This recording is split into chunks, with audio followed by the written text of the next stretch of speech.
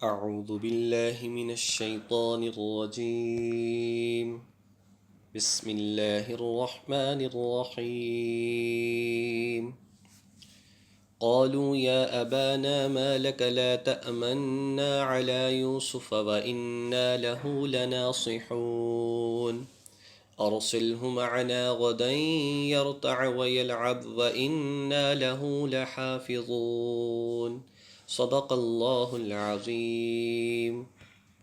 قالوا، ان بھائیوں نے کہا، یا ابانا، اے ہمارے ابا جان، ما لکا، آپ کو کیا ہو گیا ہے، لا تأمنا علی یوسف، کہ آپ یوسف کے معاملے میں ہم پر اطمینان نہیں کرتے، وَإِنَّا لَهُ لَنَاصِحُونَ، اور حالانکہ ہم اس کے خیر خواہ ہیں. ارسلہ معنا غدا، آپ اس کو ہمارے ساتھ کل بھیج دیجئے. یرتع ویلعب، یہ جنگلی پھل کھائے اور کھیلے. وَإِنَّا لَهُ لَحَافِظُونَ، اور یقین رکھیے کہ ہم اس کی پوری طرح حفاظت کریں گے. قال انی لیحزننی، حضرت یعقوب علیہ السلام نے کہا، انی لیحزننی ان تذهبوا به، کہ جب تم اسے لے کر جاؤ گے تو مجھے غم ہوگا. انی لیحزننی، مجھے غم میں ڈال دے گا، ان تذهبوا به، تمہارا اس کو لے کر جانا. واخاف، اور مجھے خوف بھی ہے، ان یأکلہ الذئب، کہ کہیں اس کو کوئی بھیڑیا نہ کھا جائے. وانتم عنہ غافلون، اور تم اس سے غافل ہو جاؤ، یعنی اگر تم اس سے غافل ہو جاؤ، بے خبر ہو جاؤ، تو مجھے خوف ہے کہ کہیں اس کو بھیڑیا نہ کھا جائے. حضرت یوسف علیہ السلام، ان کے بھائی، ان کا واقعہ چل رہا ہے. یہاں پر حضرت یوسف علیہ السلام کے جو بھائی ہیں، انہوں نے سوچا، مشاورت کی، کس طرح سے یوسف علیہ السلام کو والد کی نظروں سے دور کیا جا سکتا ہے، اور پھر ہم اپنے والد کی نظروں میں زیادہ عقل مند، زیادہ سمجھدار اور زیادہ عزت والے ہو جائیں.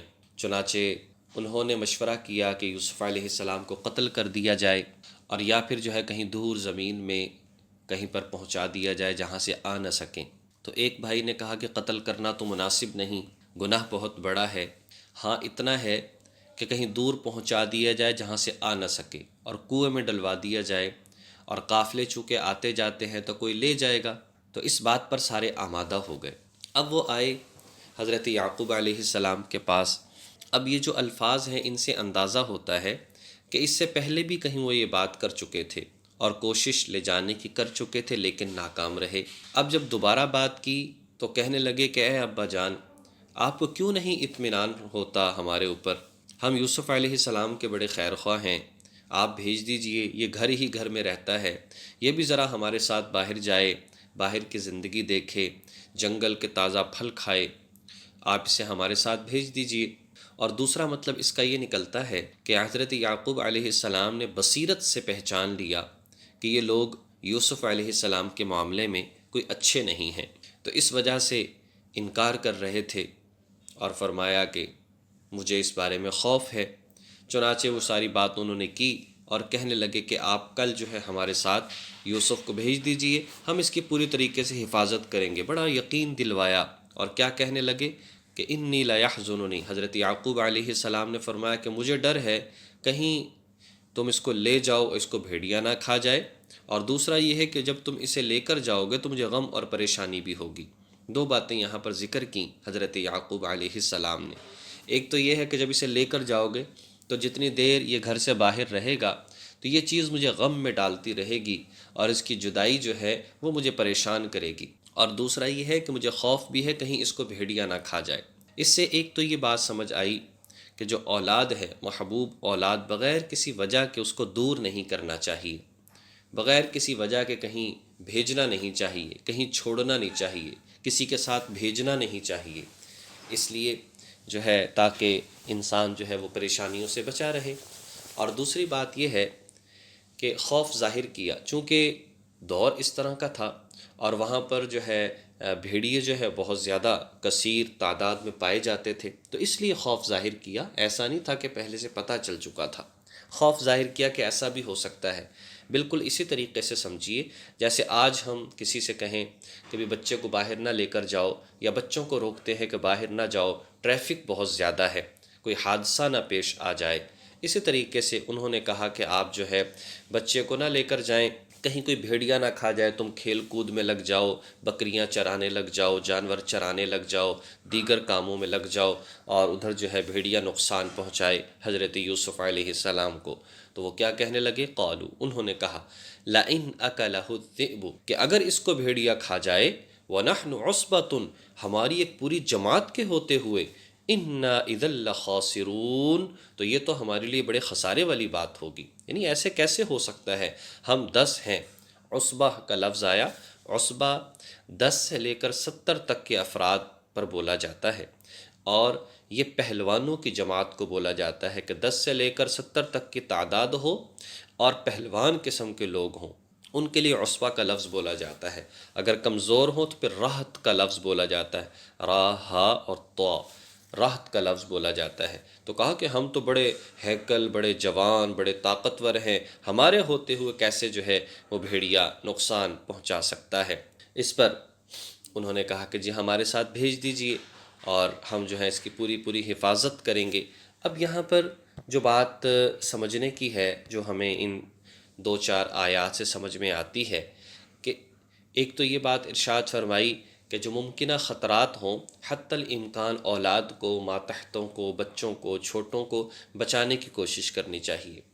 اور دوسری بات یہ سمجھ میں آئی کہ آج کے دور میں بھی جیسے ہم اس حدیث مبارکہ کو ساتھ ملا لیں، اس طرح کے لوگ موجود ہیں۔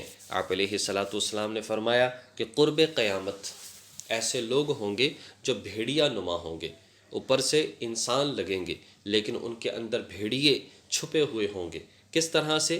جیسے بھیڑیا جو ہے وہ نقصان پہنچاتا ہے، جیسے بھیڑیا جو ہے وہ آنکھ بچا کر کسی کو اٹھا کر لے جاتا ہے، ریوڑ میں نقصان پہنچاتا ہے، جانوروں کو نقصان پہنچاتا ہے، اس کا ڈر ہے اور وہ چھپ کر وار کرتا ہے، یہ ساری چیزیں ہیں۔ تو فرمایا کہ آج کے دور میں انسان کو نقصان پہنچا رہا، وہ ناپ تول میں کمی کرتا ہے، وہ ملاوٹ کرتا ہے، وہ مکر و فریب کرتا ہے، وہ دھوکہ دیتا ہے، وہ کسی کو اغوا کر لیتا ہے، وہ کسی کو قتل کر دیتا ہے، اور اسی طریقے سے حسد کرتا ہے، نقصان پہنچاتا ہے۔ یہ سب افعال ایک بھیڑیے کے سے افعال ہیں۔ ایسا انسان نہیں بلکہ انسان کے روپ میں درندہ اور بھیڑیا ہے۔ اس لیے ایک تو ہمیں اچھے انداز میں زندگی گزارنی چاہیے، اور دوسرا یہ ہے کہ اپنے ساتھ جو ہے حتی الامکان اسباب ایسے ہونے چاہیے، اگر ہم سفر پر نکلیں جس میں پریشانیوں اور مصیبتوں سے بچا جا سکے۔ اولاد کی مکمل احتیاط کرنی چاہیے، کہاں بیٹھتے ہیں، کہاں رہتے ہیں، کیا کرتے ہیں، اور دنیا کے نقصانات سے کہیں زیادہ بچانے کے لیے ان کے آخرت کی فکر کرنی چاہیے، کہیں آخرت میں جو ہے انہیں نقصان کا سامنا نہ کرنا پڑے۔ تو یہاں پر یہی باتیں بتانا مقصود ہیں۔ حضرت یعقوب علیہ السلام نے اپنی بصیرت سے اس بات کو سمجھ لیا، اور وہ بھائی جو نقصان پہنچانا چاہتے تھے، اور انہوں نے جو پوری اس کی پلاننگ کر لی۔